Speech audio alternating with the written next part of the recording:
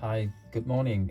Today I have this it's a Mercedes A220 2019 Key.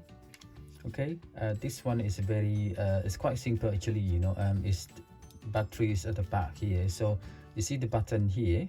Okay, if you press it halfway down, right, and then you just push, this cover, slide it open this way. Yeah, you press it down, you slide open. I see it's open.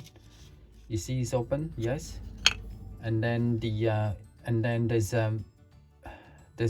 you see on the side here, there's a lever. You can pull the lever out like that. You see the battery is there. Okay, now, okay, turn it around, take the battery out. Yeah, it's a CR20 32 battery. Okay, put it back on like that.